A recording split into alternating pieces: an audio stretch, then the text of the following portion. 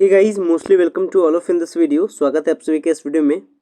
आप जानते हैं पाटलिपुत्र यूनिवर्सिटी का जो फर्स्ट मेरिट लिस्ट है पीजी कोर्सेज के लिए वो जारी किया जा चुका था लास्ट टाइम। इसके बाद फर्स्ट मेरिट लिस्ट के बाद कैंडिडेट को इंतजार होता है सेकंड मेरिट लिस्ट को। और आप जानते हैं कि पाटलिपुत्र यूनिवर्सिटी की तरफ से जो ऑफिशियली नोटिस है इसके अकॉर्डिंग जो सेकंड मेरिट लिस्ट आने वाला है वो आपका कल आने वाला है, यानी 7 अक्टूबर को second merit list Pataliputra university की तरफ से पीजी के कोर्सेज और साथ में वोकेशनल कोर्सेज यानी आपका एमए, एमएससी, एमकॉम। इसके बाद आपका वोकेशनल कोर्सेज में अगर बात की जाए तो एमसीए, एमबीए को छोड़ करके, क्योंकि एमबीए में होता है आपका group discussion and personal interview, इसके बेसिस पे उसका मेरिट लिस्ट प्रिपेयर किया जाता है। इसलिए एमबीए के कोर्सेज को छोड़ करके, हालांकि पहले के टाइम में भी जो फर्स्ट मेरिट लिस्ट आया उसमें भी एमबीए कोर्स का मेरिट लिस्ट नहीं आया। ये बातें आप जानते हैं। लेकिन बहुत सारे कैंडिडेट थे जिनका सवाल था आखिर पाटलिपुत्र यूनिवर्सिटी में स्लाइड अप की प्रक्रिया होगी कैसे, यानी अगर मुझे पसंद नहीं है वो कॉलेज तो मैं क्या करूं। ये सवालों के जवाब को लेकर के बहुत सारे कैंडिडेट अक्सर परेशान थे और मैंने पहले के वीडियोस के माध्यम से भी ये डाउट को मैंने क्लियर किया था। लेकिन आशा करता हूँ कि आज जो मैं बताने जाने वाला हूँ या फिर आज जो मैं दिखाने वाला आपको हूँ, इससे ये आपका डाउट 100% आपका क्लियर हो जाएगा। प्लस में वैसे तमाम सारे कैंडिडेट जिनका फर्स्ट मेरिट लिस्ट में एडमिशन हुआ उनको क्या करना है, इसके बाद तमाम सारे इन्फॉर्मेशन को मैं एक एक करके 1 बाय 1 मैं आपको डिलीवर करता हूँ, समझिएगा सही से। सबसे पहली बात समझिए, पाटलिपुत्र यूनिवर्सिटी अपने एडमिशन के पोर्टल पे जब आती है तो एडमिशन पोर्टल पे यानी जब एडमिशन्स को लेकर के जब वो इंस्ट्रक्शंस को या नोट्स को जारी कर रही थी तो उसमें उसने विस्तृत इन्फॉर्मेशंस वाली एक इंस्ट्रक्शंस लिस्ट जारी की थी। यानी जब पाटलिपुत्र यूनिवर्सिटी पीजी के एडमिशन्स को लेकर के नोटिस दी थी तो वो एक विस्तृत इंस्ट्रक्शन दी थी और ये इंस्ट्रक्शंस आप यहाँ से आप डाउनलोड भी कर सकते हैं, जिसमें क्लियरली लिखा गया है व्यू इंस्ट्रक्शंस, जिसमें हर वो छोटी बड़ी बात बताई गई है जो कि आपके लिए जानना इंपॉर्टेंट हो जाता है अगर आप पाटलिपुत्र यूनिवर्सिटी में पीजी के कोर्सेज के लिए अप्लाई करते हैं या आप एडमिशन के लिए अप्लाई करते हैं तो आपके लिए जानना इंपॉर्टेंट था। चलिए मैं उसी का एक छोटा सा पार्ट दिखाता हूँ, यानी जो आपका इंस्ट्रक्शंस का लिस्ट है उसमें मैं आपको स्लाइड अप वाले बात मैं आपको दिखाता हूँ। सो देख सकते हैं हमारे पास इंस्ट्रक्शंस का जो पूरा लिस्ट है वो था instructions for PG student and colleges, और ये 2-3 पेज का इंस्ट्रक्शंस था। अब चूंकि अभी मैं फिलहाल में 2-3 सवालों को कवर अप करने वाला हूँ। पहला सवाल कि आपका जिनको पसंद है यानी स्लाइड अप कैसे होगा पाटलिपुत्र यूनिवर्सिटी में, नंबर फर्स्ट क्वेश्चंस। अगर सेकंड क्वेश्चंस के बारे में बात करूं तो सेकंड क्वेश्चन में हमारा रहेगा कि जिनका एडमिशन हो गया फर्स्ट लिस्ट में अब उनको आगे क्या करना है उनके लिए। इसके बाद अगर आगे बढ़ते हैं तीसरे पॉइंट पे अगर हम लोग बढ़ते हैं तो सेकंड कट ऑफ लिस्ट को लेकर के क्या कुछ अपडेट है, क्या कुछ सिचुएशन है,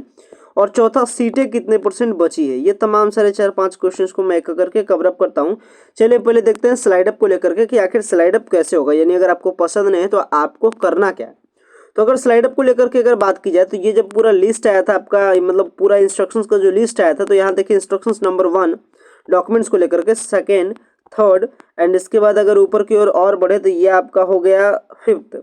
इसमें आपका 5वें वाले इस ऑप्शन में यानी 5वें वाले इंस्ट्रक्शंस में वो बताया गया था स्लाइड अप को लेकर के, जिसे आप देख सकते हैं लिखा गया स्लाइड अप का विकल्प।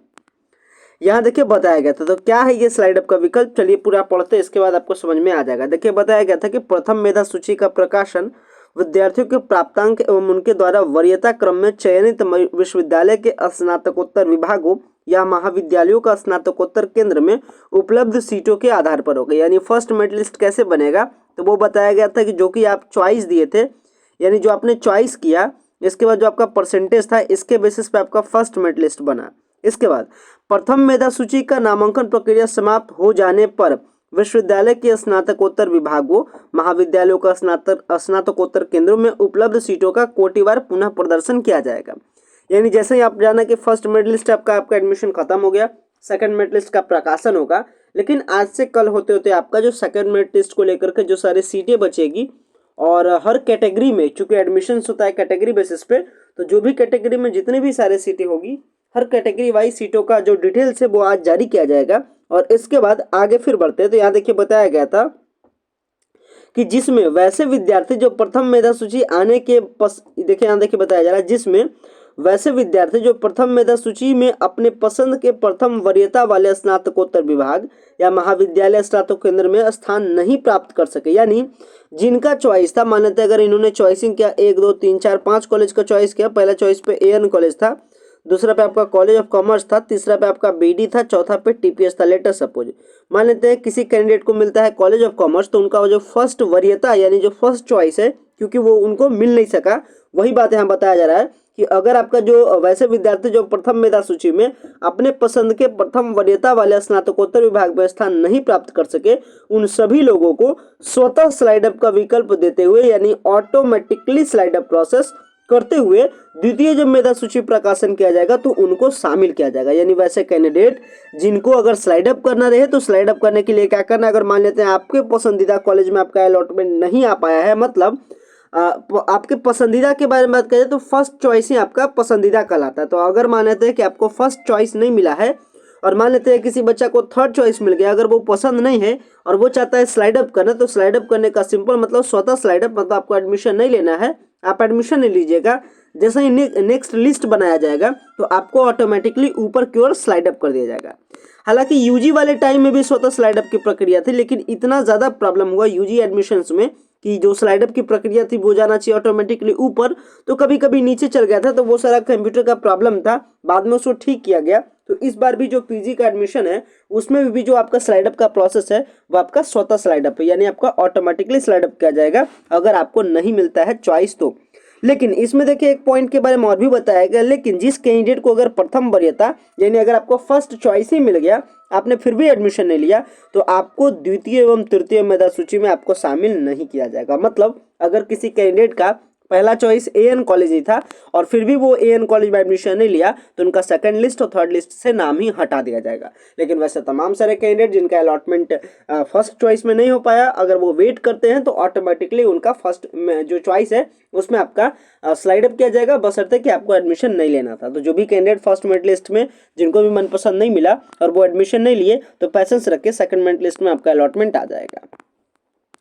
अब बात करते हैं नेक्स्ट क्वेश्चंस को लेकर के कि जिस कैंडिडेट का फर्स्ट लिस्ट में एडमिशन हो गया उनको आगे करना क्या है। तो आपको पता है जब आपका फर्स्ट लिस्ट में एडमिशन हुआ, आपने कॉलेज के पोर्टल पे या अगर आपका पीपीयू के पीजी डिपार्टमेंट में आपका अलॉटमेंट हुआ तो आपने पीपीयू के ऑफिशियल वेबसाइट पे जाकर के उसके एडमिशन के पेमेंट को किया, मतलब उसके एडमिशन के प्रोसेस को कंप्लीट किया, उसका पेमेंट किया। पेमेंट करने के बाद पीपीयू के पीजी डिपार्टमेंट में आपको ये भी बात ध्यान होगा कि इसके बाद क्या हुआ था, डॉक्यूमेंट वेरिफिकेशन हुआ था और डॉक्यूमेंट वेरिफिकेशन का मैसेज आपके मोबाइल पे आ गया था कि योर एडमिशन इज कंफर्म्ड, इस तरीके से करके। तो फर्स्ट मेरिट लिस्ट वाले वैसे तमाम सारे कैंडिडेट जिनका एडमिशन हो गया कॉलेज के पोर्टल पे, अब वो लगातार विजिट करेंगे कॉलेज और अपना कंप्लीट कराएंगे डॉक्यूमेंट वेरिफिकेशन। डॉक्यूमेंट वेरिफिकेशन कराते हैं तब जाकर के आपका एडमिशन 100% सिक्योर हो जाता है। ये भी बात हो गई। अब अगर थर्ड पॉइंट के बारे में बात करें, सेकंड कट ऑफ लिस्ट के जो डेट है और जो कट ऑफ को लेकर के, उम्मीद है सेकंड मेरिट लिस्ट आपका कल नहीं बल्कि तो आपका 8 तक आपका आ जाएगा। कल आपका है फ्राइडे,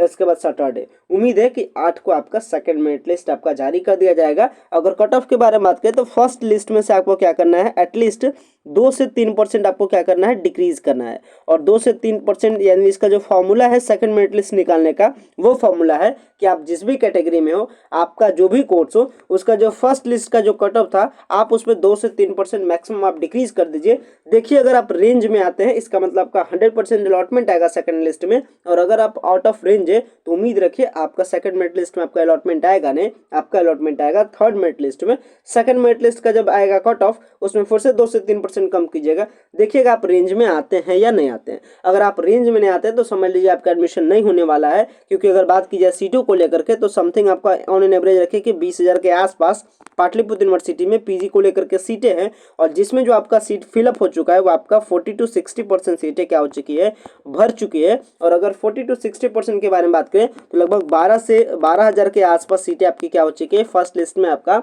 फुलफिल हो चुका है। बचा आपका 7 से 8,000 सीटें, तो चांसेस बहुत ही कम हो जाते हैं, लगातार चांसेस घटते जा रहे हैं। कारण मैंने आपको पहले के टाइम में भी बताया था कि पाटलिपुत्र यूनिवर्सिटी खाली अपने पार्ट थर्ड के बच्चों को जो पास आउट किए, वो 1,20,000 बच्चों को पास आउट करती है हर साल। यानी पार्ट थर्ड का जब रिजल्ट आता है पाटलिपुत्र यूनिवर्सिटी का, तो लगभग 1,20,000 छात्र यहाँ से निकल करके बाहर जाते हैं, लेकिन पाटलिपुत्र यूनिवर्सिटी के पास मात्र सीटें इसका 20,000 ही हैं। समझ लीजिए कितना का डिफरेंस है, तो कितना आपका स्ट्रिक्टली कंपटीशन होता है। हालांकि पाटलिपुत्र यूनिवर्सिटी के जो सारे कॉलेज है वो इस कारण से भी सुर्खियों में रहे, कारण है कि करप्शन भी वहाँ बहुत बड़ा मैटर होता है, जिसमें आपका एडमिशन्स को लेकर के जो सारे धांधली होते हैं, ये सारी बातें भी किसी से नहीं छुपी है। तो ये सारे सिचुएशंस को लेकर के पाटलिपुत्र यूनिवर्सिटी में एडमिशन लेना ऑलरेडी एक चैलेंज है, हालांकि जो भी सारा कुछ जो चैलेंजेस का जो फेस है वो मैं आपको लगातार अपडेट के जरिए से अपडेटेड करता हूँ। स्लाइड अप वाला प्रॉब्लम और जो 2 3 4 5 आपके प्रॉब्लम थे, तमाम सारे प्रॉब्लम्स को मैं वीडियोस के माध्यम से आपके डाउट्स को मैंने क्लियर किया। आशा करता हूँ वीडियो आपको पसंद आया होगा। वीडियो आपको,